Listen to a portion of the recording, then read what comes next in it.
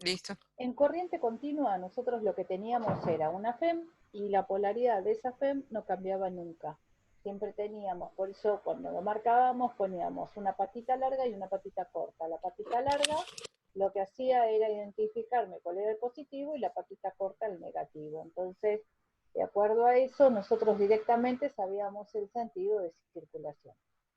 Lo que ocurre en corriente alterna es que no pasa esto, no tengo un sentido de circulación continua de los electrones. Entonces, lo que va a pasar es que este sentido, ¿sí?, de circulación se alterna en ciclos por segundo. Entonces, una forma de más o menos explicarles cómo es la situación es esta. Es decir, bueno, supónganse que ustedes tienen una FEM y que esta FEM está agarrada a una bombita, ¿no? Entonces, en el primer cuadro, ustedes lo que ven es una pila, la pila tiene positivo y negativo, ¿sí? Se enciende, cierro el circuito con la pila, se enciende la bombita y si yo tuviera que medir el voltaje, lo que observo es que siempre los volts es de 1,5 volts, ¿está bien? Pero es constante, o sea, tiene un voltaje constante. Ahora, ¿qué pasa si a esa FEM yo lo que hago es colocarle una manija donde la puedo hacer girar, que gire con respecto a un centro? Entonces, la parte amarilla, que es la parte positiva, y la parte negra, que es la parte negativa, lo que se observa es que a veces arriba va a tener la parte negativa, a veces lo va a tener abajo, a veces arriba, a veces abajo, pero cuando yo giro la manija, ya doy vueltas en una cantidad de vueltas por segundo. Por ejemplo, yo puedo hacer 5 giros de la pila por cada segundo. Entonces, automáticamente lo que observo es que va a alternar entre positivo y negativo de los bornes en 5 veces por segundo.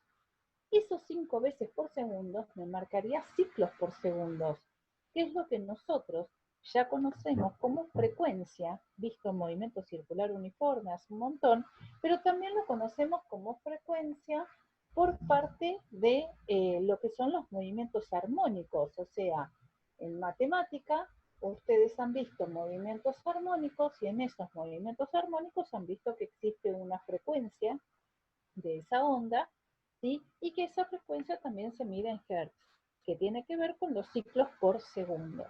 Entonces, si yo la giro 5 vueltas por segundo, lo que estoy diciendo es que tengo una frecuencia de 5 hertz. Ahora, en esos 5 hertz aparecen pulsos. 1,5 menos 1,5, 1,5 menos 1,5, 1,5 menos 1,5. ¿Por qué? Porque va a ir girando, ¿sí?, la manivela de un lado para el otro. Entonces van a aparecer pulsos, líneas, tic, tic, tic, tic. Cada tanto segundos va a aparecer un pulso. Este sería como el principio de corriente alterna. Si ustedes recuerdan corriente alterna, nosotros de dónde, qué es lo que llega a nuestros hogares, cómo lo tenemos. Y a partir de una red eléctrica. ¿Y esa red eléctrica de dónde viene? Bueno, en nuestro caso, porque por ejemplo Japón trabaja mucho con energía nuclear, porque no tiene espacios y demás, pero nosotros en nuestro país tenemos lo que conocemos como centrales hidroeléctricas. ¿Y por qué hidroeléctricas? Porque provienen de hidroagua y eléctricas, que vendría a ser que con el agua hago algo que se me transforma en electricidad. Recuerden que cuando hay centrales hidroeléctricas, lo que se ubican son diques. Y los diques tienen una función, elevar el nivel del agua. ¿Y para qué quiero elevar el nivel del agua?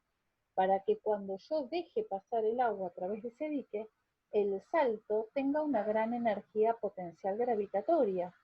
Y esa gran energía potencial gravitatoria, cuando llega a la base, va a hacer girar unas aspas y esas aspas a su vez hacen girar una espira, ¿sí? En realidad no es una espira, va a ser un set de espiras y solenoides, pero bueno, pongan una espira. Va a hacer girar una espira dentro de un campo magnético. Entonces, ¿qué ocurre? Al hacer girar, nosotros ya lo hemos visto en inducción.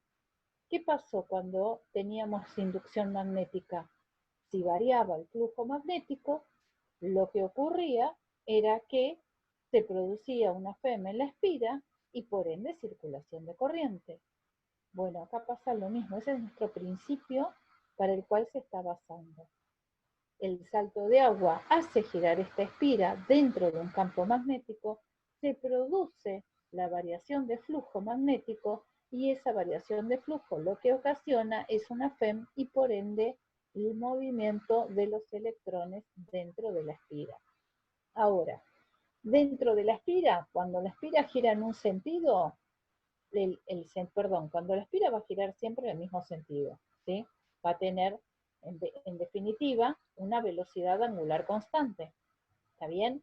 Esa velocidad angular constante que va a tener la espira va a ser que a veces la espira tenga un sentido de circulación de corriente y que cuando pase hacia el otro lado, cuando dé medio giro, ¿sí? Tenga un sentido de circulación de corriente contrario. O sea, en un cierto momento, la espira va a tener una intensidad de corriente circulando en un sentido, pero cuando la espira da medio giro más, a ver si aparece por acá, cuando la espira da medio giro más, es al revés.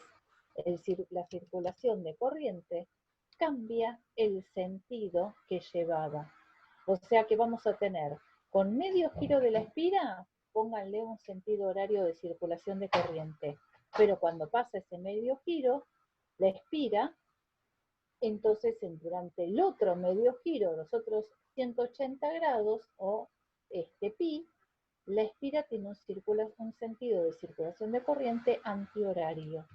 Entonces lo que ocurre es que durante la mitad tenemos una FEM positiva y durante la otra mitad tenemos una FEM negativa. De ahí nace la corriente alterna que nosotros obtenemos en nuestros hogares.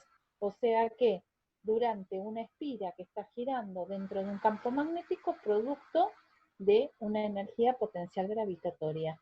Durante su primer medio giro, sus primeros 180 grados, esta espira tiene un sentido de circulación de corriente y durante los otros 180 grados tiene otro sentido de circulación de corriente. Entonces tenemos la FEM positiva y negativa. Acá es donde nace nuestra corriente alterna, produciéndose en 90, 0, acá, en 0, 180 y 360, lo que sería el cero del voltaje de la espira. Entonces tenemos acá nuestra FEM y fíjense que en definitiva nuestra FEM, en lugar de ser pulsos como teníamos antes de una corriente cuadrada, como es acá, que eran pulsos. ¿Por qué? Porque cuando la pila giraba, había instantes en el que se desconectaba.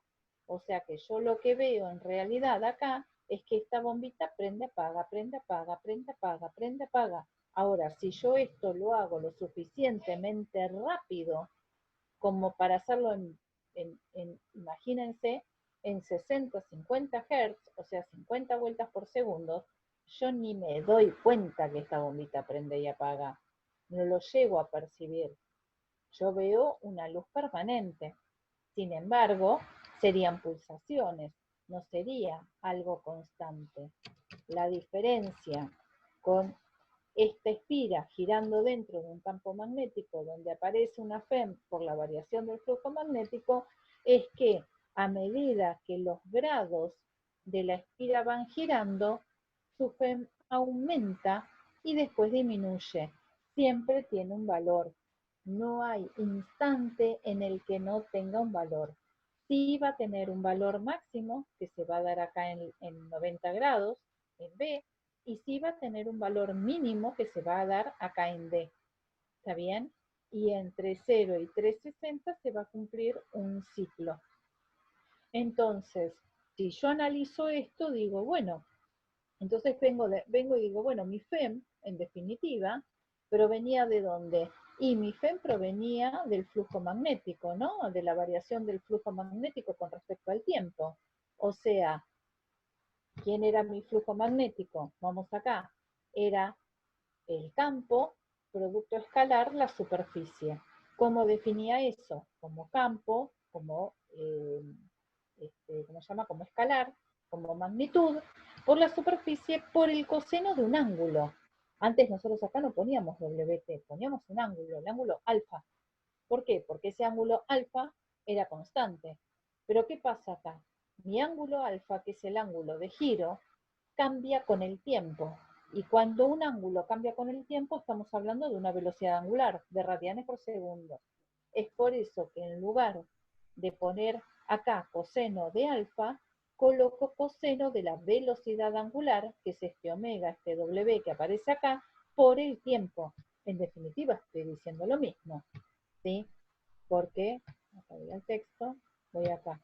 Si yo tengo un ángulo en radianes por segundos, ¿sí? Y a esto lo multiplico por segundos, ¿qué me está quedando como respuesta?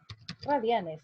O sea que velocidad angular, que sería esto de acá, acá tendríamos el W, la velocidad angular, los segundos que serían el tiempo, y esto me estaría dando en ahí, en ángulo. Mirá que te queda un minuto, Verónica. Ah, ok, listo. ¿Se entiende? Entonces, en lugar de poner un ángulo, como esto está girando a una velocidad constante, es mi velocidad angular constante, directamente pongo omega t. Reemplazaría el ángulo, que es variable con el tiempo, por una velocidad angular que es constante en el tiempo. Entonces no tengo que cambiar. Sería mi velocidad angular, ¿cuánto es? 54 radianes por segundo. Listo. Es constante, no es un valor variable. El que es variable acá va a ser el tiempo. Este sí va a ser variable. ¿Está bien? El tiempo sí va a ser variable. Quiere decir que entonces ahora nuestro flujo magnético va a depender del tiempo. Nuestro cambio del flujo magnético sí va a depender del tiempo. Y como esa variación del flujo magnético, en definitiva, con respecto a esta superficie, es una integral,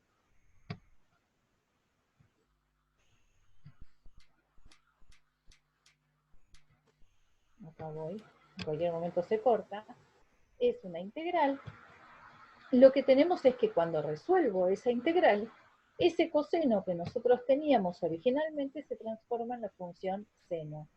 Y como era el coseno de un ángulo de omega t, ¿sí? De una velocidad constante por un tiempo variable, que ese va a ser justamente nuestro diferencial, nos queda que ahora la FEM va a ser igual a la velocidad angular que lleve esa espira